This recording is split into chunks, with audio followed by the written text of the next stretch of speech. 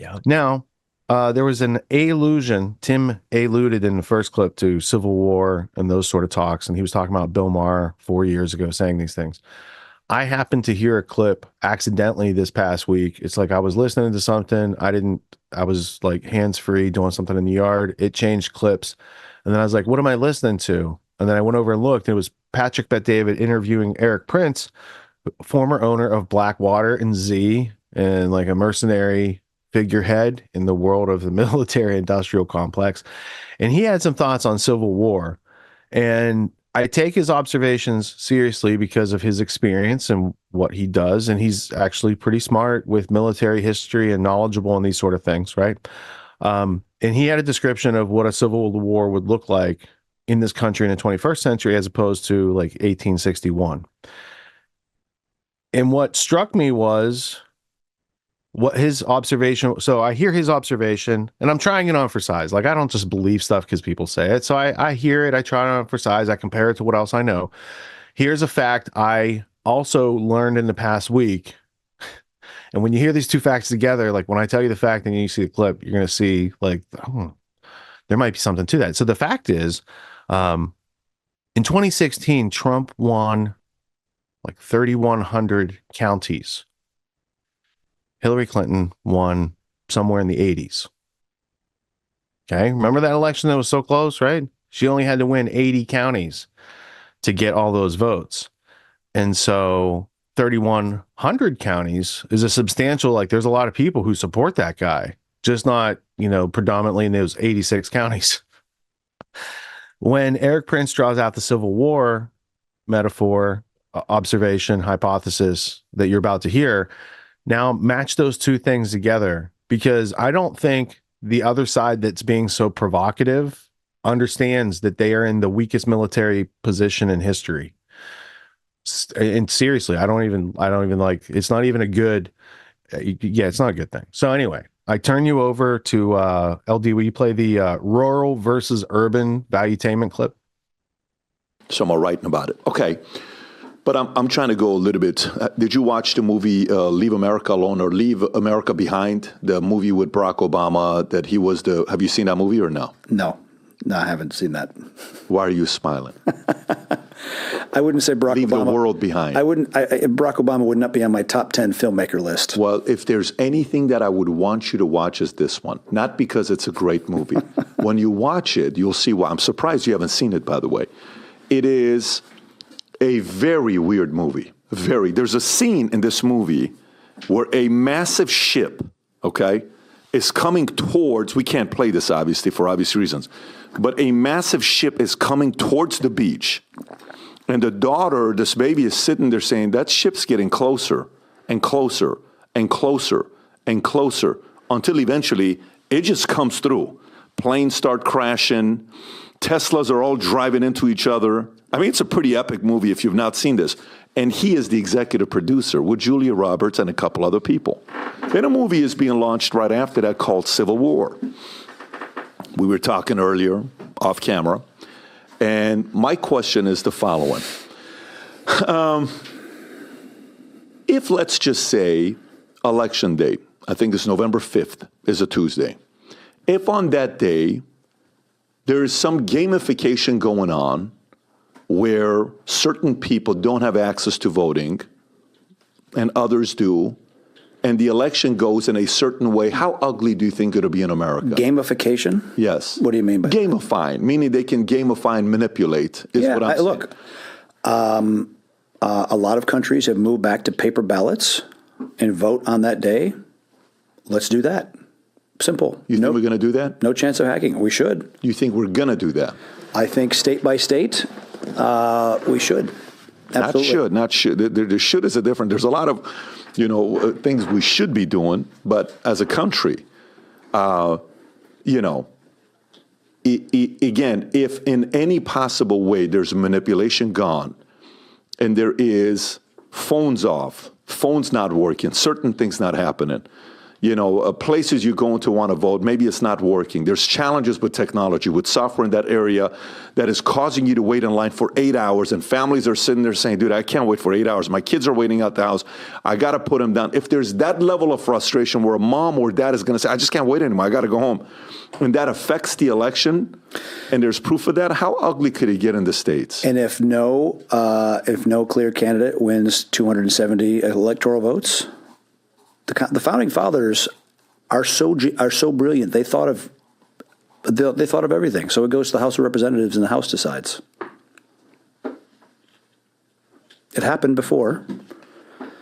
It was John Quincy Adams versus Andrew Jackson.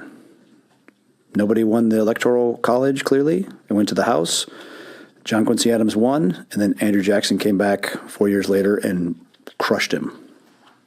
So you're not worried about it. You're not worried about 2024. There's a lot of people that are. Of course I'm worried about it.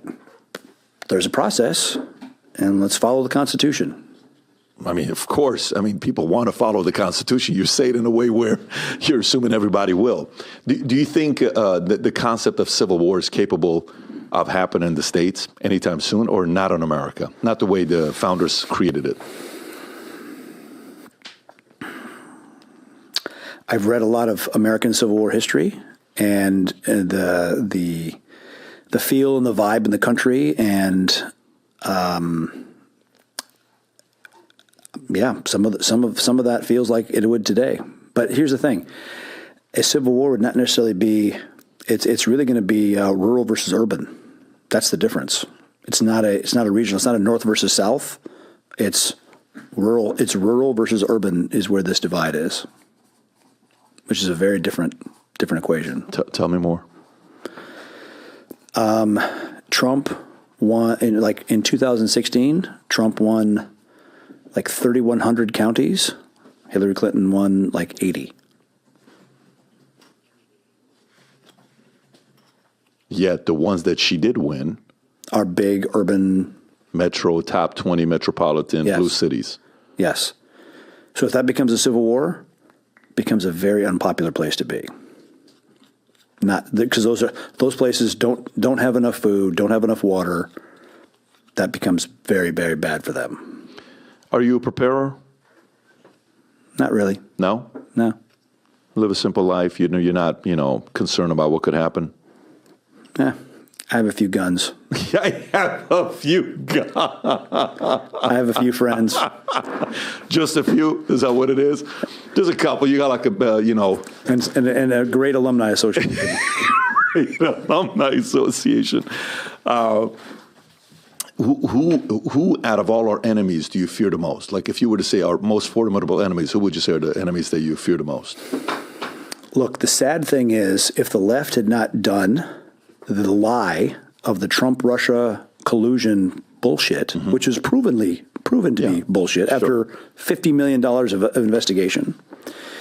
If they'd not done that, Trump could have made a deal with Putin on Ukraine, and it would have pulled with Russia on Ukraine, etc., pulled Russia in from the cold and pulled them out of the orbit of China.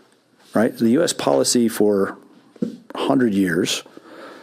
And even before we really got involved in Europe, the goal was to keep German industry away from Russian resources. But now we've pushed Russian resources into the hands of Chinese industry. And really, Russia is in a subjugated role. So I think the medium and long-term security interest of the United States is to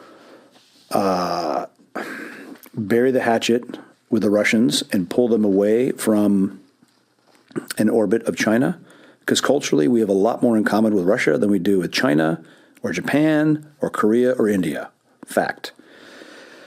So our major threat, the major threat to liberty in America, is still the Chinese Communist Party. When you read the statements that Xi makes to the Standing Committee, there's a great article written in Foreign Affairs by Matt Pottinger. And he actually takes chunks of Xi's statements that don't normally get translated into English. And he says, prepare for great conflict. And it is basically the job, the mission of this Chinese Communist Party to remake the world in the image of the Chinese Communist Party and to overthrow the Westphalian order. Now, if you've never heard of the Westphalian order, I know you have, but it's basically the role of the modern nation state and our role as citizens within that, and they want to remake it into the role of just like China. Hell no to that.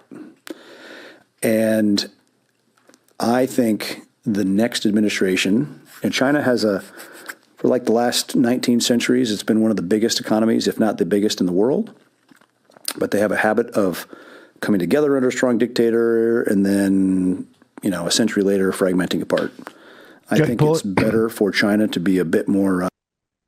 So an important part of that whole dynamic equation he's describing is that China was subjugated, they call it the century of humiliation, by the British Empire and specifically the East India Company's role in bringing opium in and making sure that there was plenty of opium to get them addicted and in debt so that they had to trade their goods, which heretofore they were hesitant to trade with the Westphalian order. Now, when Eric Prince brings up Westphalian, Scott, is that something that resonates with you? Like, oh, we learned about that in third grade, or is that something that needs a little bit more explanation? Yeah, I think it needs a little disambiguation. Disambiguation is what we're here to do. Now, I did search the history blueprint, and I don't have a lot on it, but I do have this, which gets us started, because in the notion of sovereignty and control, you have this thing it's called nation states, and under nation states, you have like the United States of America. So once upon a time, I wanted to understand, like, how does our government actually work and how did it evolve?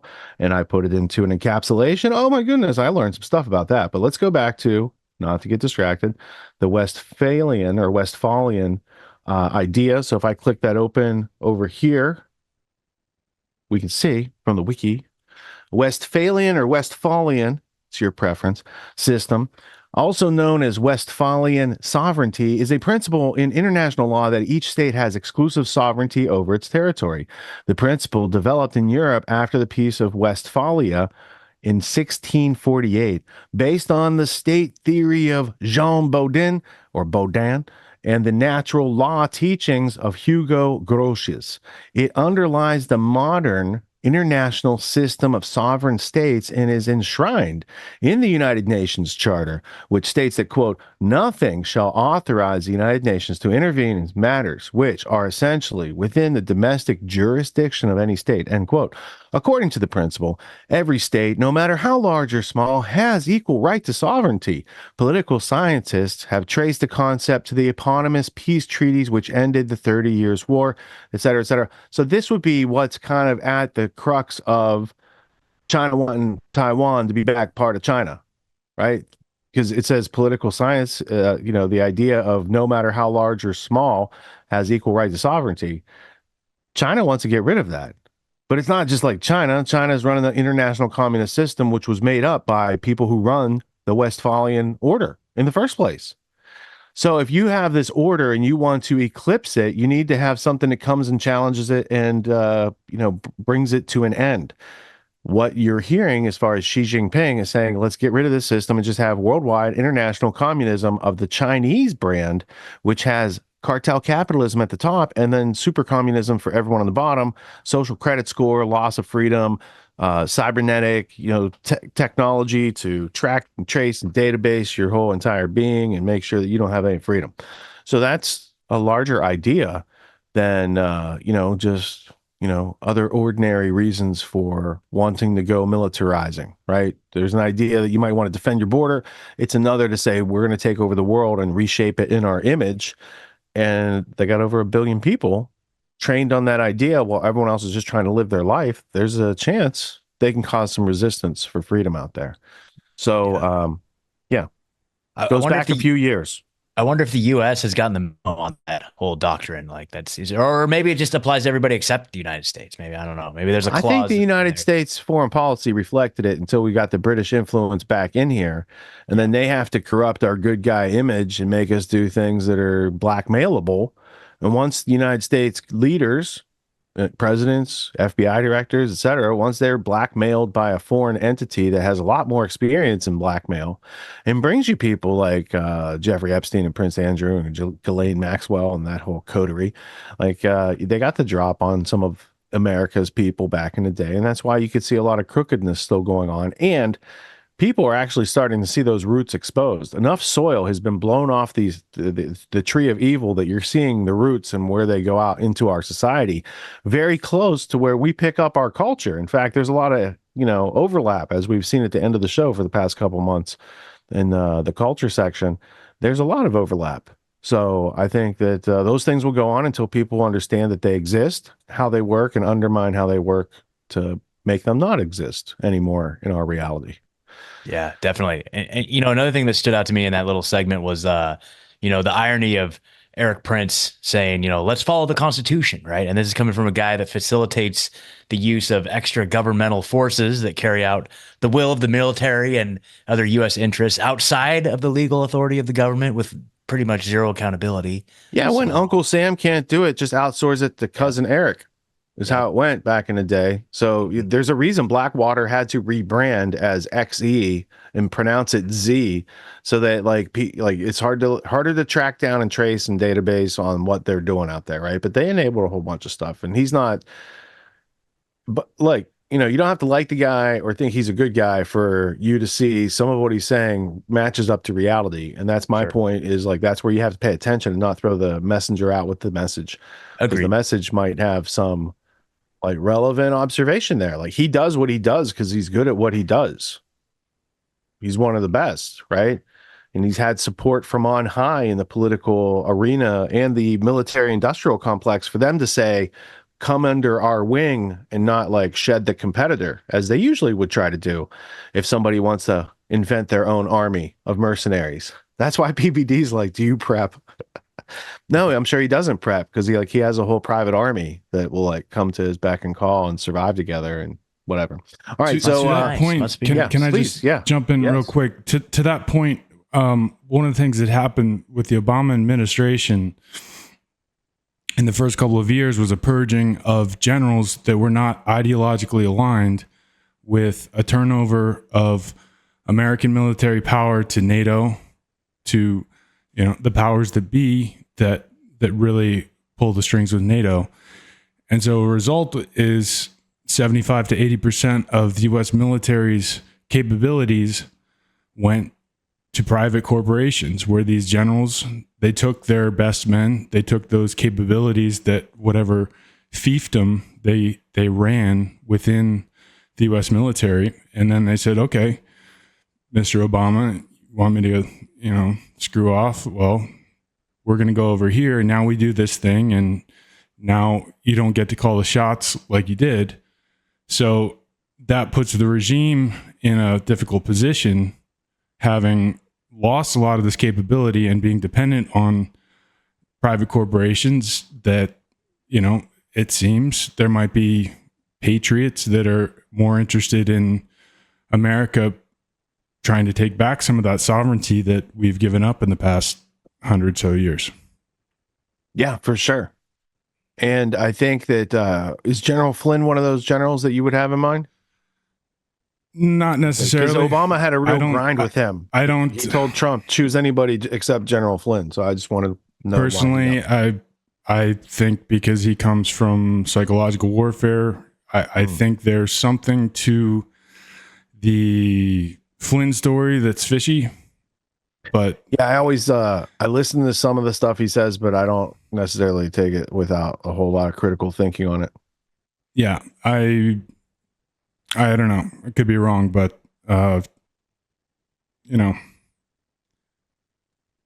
take it cautiously. I didn't even listen to the whole Eric Prince interview to get more of a flavor. I just knew that was a good juxtaposition to some of the other news that's been circulating, because people think of it as north-south, and that's not how things are set up anymore. And the elections by county, you would think someone who wins 3,100 to 80 whatever is that would be a dominant position. But then you see how the system actually works, and that some parts don't even need identification or verification to vote, you could understand how something that is so uneven could be balanced out in the minds of people's political views. Everyone's doing some kind of self-help these days, and you can find a million self-help courses out there. Most other courses out there are hosting lectures. They're hosting videos, they're maybe even doing Q&As, and these are great starting points to encourage learning. But at Autonomy, we believe that hands-on practice is the best way to really lock in what we're learning. There's no better way to gain confidence and mastery than through action. After each lecture, we practice the concepts we've learned with other students, giving and receiving feedback in a non-judgmental environment. The result is mastery of concepts like entrepreneurship, ethical sales, and self-reliance in an environment that directly translates to the real world. Plus, you make connections with other like-minded individuals who are learning right alongside you, and you have a lifetime membership in the community. The Autonomy course with Richard Grove equips you with confidence, competence, and courage in a world filled with confusion and noise. You can learn more at getautonomy.info. We'll see you there.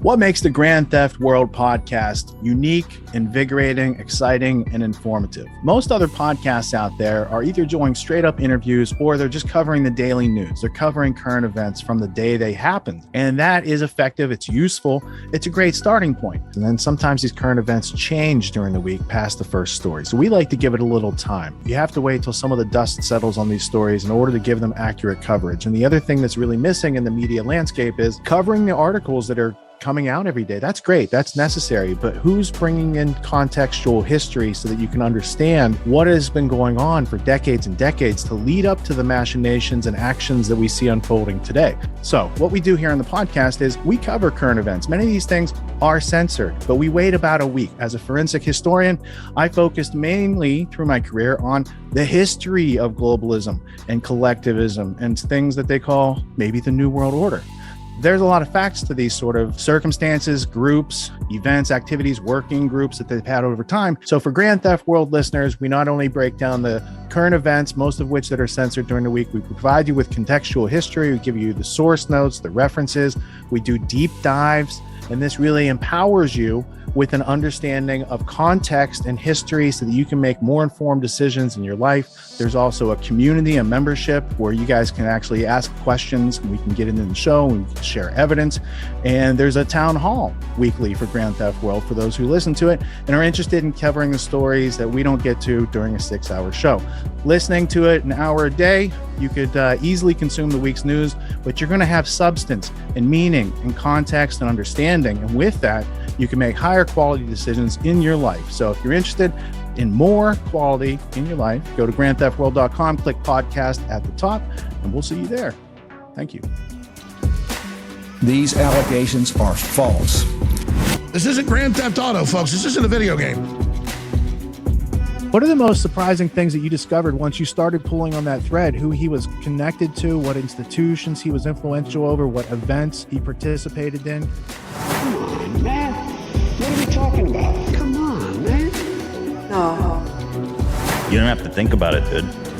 I got this quote because you said you didn't know much about Klaus Schwab. I made it my job to, as soon as this happened, I'm like, okay, this guy's their front man. Let me learn about the official history of the World Economic Forum. I got their 40-year history. I got every book that Klaus Schwab has written or ghostwritten. I went through those books. This is one of the most interesting passages. Come on, man. Come on.